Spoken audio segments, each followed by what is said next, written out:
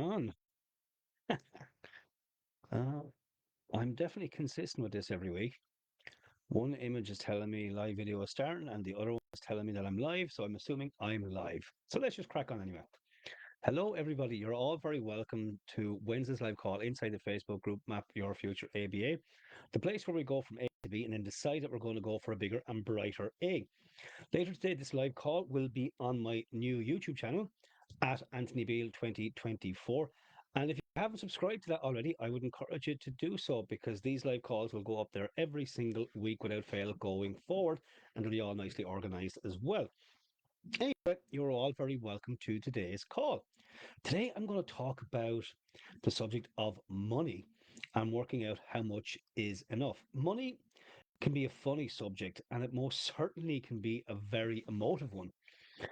Now, you may already know everything, definitely some of what I'm going to share today, but it's important that we remind ourselves what money is and work out how much is enough for us to live the life that we want to live.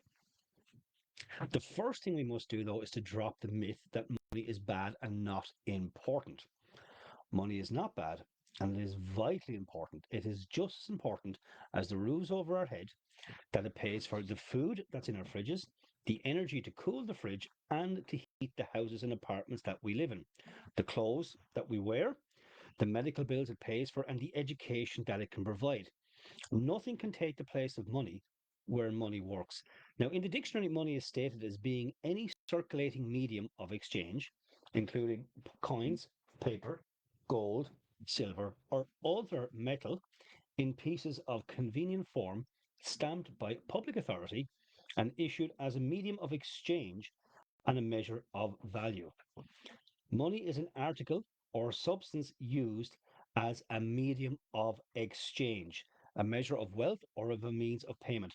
Now, there's a little bit in that, but let me share what I learned from my mentor, Bob Proctor, and his mentor, Earl Nightingale, on what money is. And I really like this definition of money. Money is the harvest of our production. Money is what we receive for our production and service as persons, and which we can then use to obtain the production and service of others. Now, you'll often hear money won't bring you happiness, but it's brought way more happiness than poverty ever has. And surprisingly, you could ask the next 100 people you meet, or any 100 people for that matter, and not find a single one of them that really understands money and how to earn it. You may think I'm over exaggerating here, but I'm really not. 1% of the population earns approximately 96% of all the money in the world. Now, you can go right through our education system and learn absolutely not one thing about earning money.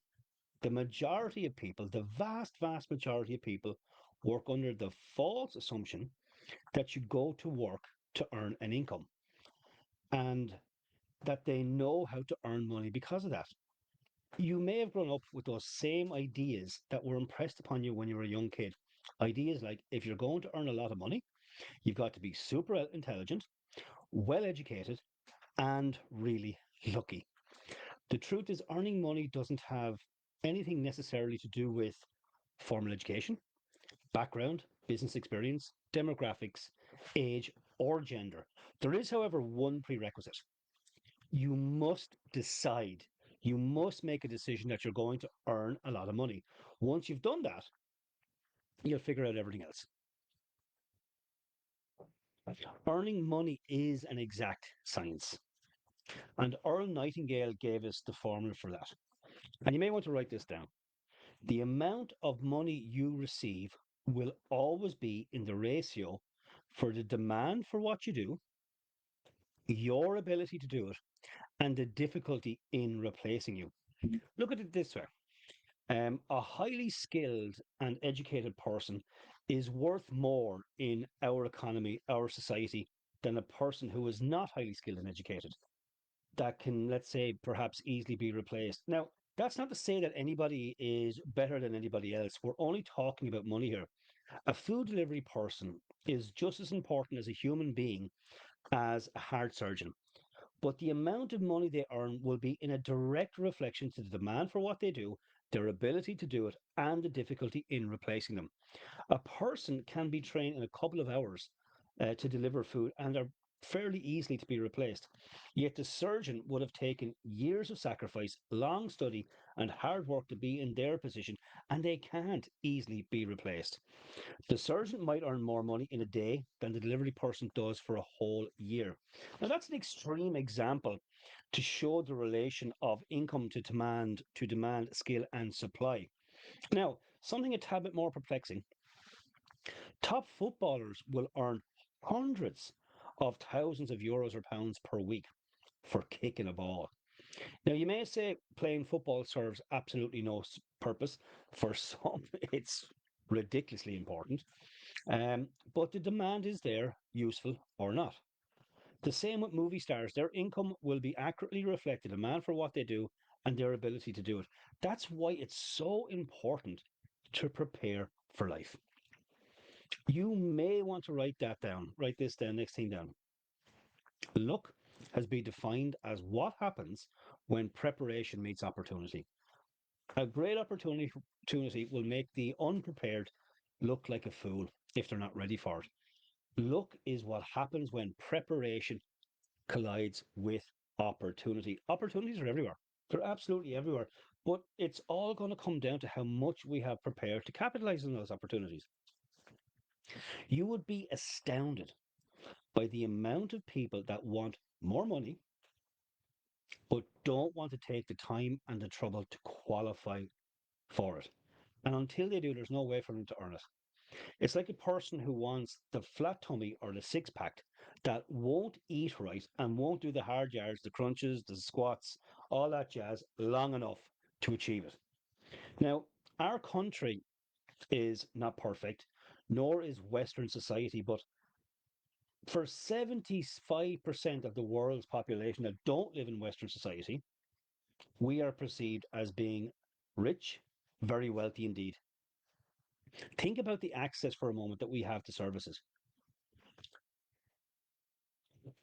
schools, hospitals, choice of work, and the quality of our lives. Now, of course, there's problems with all of these things, but compared to other parts of the world where corruption is rife, where dictatorships are in place, where women are seen as second class citizens, and where war and famines are raging, we are living a charmed life, a free life, and yet we rarely consider that. Now, I know Ireland is not the best country in the world. It's not perfect. It has its fair share of problems and mismanagement, if we're being honest, but it's still a damn good country. The working person here and in the Western world has almost the same as the wealthiest people on the planet, only on a much smaller scale. Most have a house or an apartment, somewhere to live, a car, maybe even two, TV, radio, internet, savings, debts. They're just all smaller. Their home is just as warm in the winter. Their bed is just as comfortable. Their food is just as good and as plentiful. They have the exact amount of time, same amount of time, and maybe they have even more time freedom than their wealthy counterparts. So, thinking about money, we need to understand that we're already rich as a people. Now, let's think how much. How much do you want? How much money do you want so that you can live the way you want to live, to accomplish the goals that you want, that you have established for yourself? Now, for the next couple of seconds, I want to really encourage you to just relax for a second and to realize that fantasy um, is really the first stage of creation. Fantasy is the first stage to create anything. It all starts in the imagination, one of your six higher faculties. And I want you to imagine that you've just turned your annual income into a monthly income. Work out right now how much that is. Just multiply your current income by 12. And when you've got that figure straight in your mind, write it down. Take out a piece of paper and write it down. And then when you've got some time today, I want you to imagine earning that money and mentally playing with this idea. Now, this is not going to be a windfall that comes in just once. Okay? Every month you will receive this new increased amount, and in fact, it will start growing. So take a couple of minutes today and write down what you would change in your life when you're earning 12 times what you're earning right now. Now, some of you may not have a goal right now, and I would encourage you to get one, but some of you mightn't. But if you do this exercise, you will get an idea of the life that you really want, and goals will come into your mind from there. And that's always a big part of change, gaining clarity around what you really want in the first place, and then creating a goal to work towards it. For those with goals, this exercise will help you to get more emotionally involved with your goal, which is vital for its achievement because until we can think it and feel it, we're never going to act towards it. And that's really important that we get emotionally involved in what we want. Now, if you don't like your current income, you must devise ways and means of increasing your service. Your rewards in life will always be in exact proportion to your service. This is an individual endeavor. Your service must come from you, out of your mind, your abilities, and your energy, and it must come from you. Now, of course, you can get ideas from others, but you must do this yourself for yourself. If you want to earn more money, there are two distinct steps you must take. First, you must decide how much money you really want. And that brings me to what Bob, my mentor, and Earl, his mentor, taught me. You must make a decision about the amount of money, and it's not based on what we think we can earn, but what we want to earn. And let me share the ABCs of earning money. The A level is what you know you can earn. B then is what you think you can earn. And then C is what you want to earn. Now, the more familiar you become with the subject of earning money, the more obvious it becomes that the vast majority of people are stuck on the A level. And it's never occurred to them that they control what they earn, not the market, not the boss themselves. They very likely grew up in a home where their parents and everyone they knew lived on the A level. The A level is where these people had somebody else deciding what their pay would be. Most people here gravitate towards other people similar that are also on the A level. If they ever hear anybody talking about great increases in income, it's usually wishful thinking that is never really seriously thought about. When they change jobs, they seek a new position where the income is pretty much the same. They may get a few euros extra, but that's about it. And the sad thing is, they spend their whole lives on the A level, and our schooling system is doing nothing about that to change it. The schooling system says get an education and get a good job, but that's not necessarily the best way to earn a great income. But there are many people with degrees on minimum wage right now in this country and all over the world. Now, the B group is a group of people that consider what I think I can earn. They aspire to leave the A group and have a better life than the one they currently have. They rarely seek advice about this stuff. Their income remains a very private and secret matter to them. And if they talk to anyone about it, it's usually their partner who very likely doesn't know any more about earning money than they do. These people start to think, how could I earn more? And they begin moving towards what they think they can earn. Now, their thinking is influenced a huge amount by their conditioning. So limitations keep popping up into their minds. They spend more time thinking of why they can't earn it rather than how they will earn it. They start to think maybe a better job or more part time work will solve it. And sometimes they end up taking on two or even three jobs. The old conditioning is locked into the idea of try harder. And although they will experience an increase in the income, it definitely has a ceiling.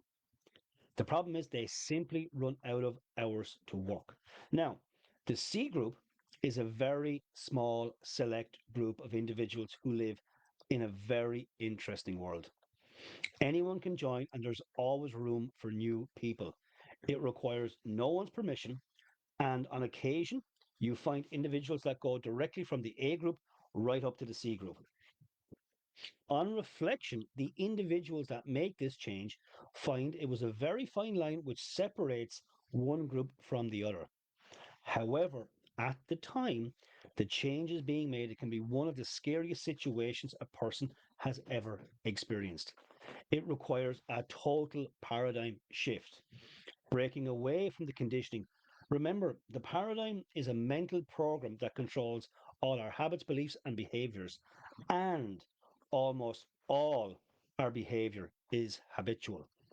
You really have to think outside the box and live with new rules and follow a different strategy. People in this group are generally in the habit of always seeking more information and developing a greater expertise. If a person is not in this group but wants to move into it, the best advice is to seek counsel for someone that does operate at that higher level.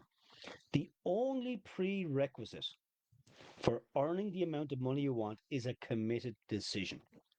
That's it. You just have to make a committed decision that that's what you're going to do. Once the decision is made and the advice sought, the way will become clear. So, when a decision is made, the second step is to forget about the money and to work then on improving what we do now until we have grown into the size that will fit and naturally earn the income that we seek. Once we're qualified for the amount of money we decide to earn, we will soon find ourselves earning it. And that's the ABCs of money. Now, ask yourself, how much money are you perfectly willing to earn? Realizing the amount you earn will be in an exact proportion to your skills, the demand for what you do, your ability to do it, and the difficulty in replacing you. There are three amounts of money that every person should decide upon. And I would encourage you all to work on these numbers for yourselves.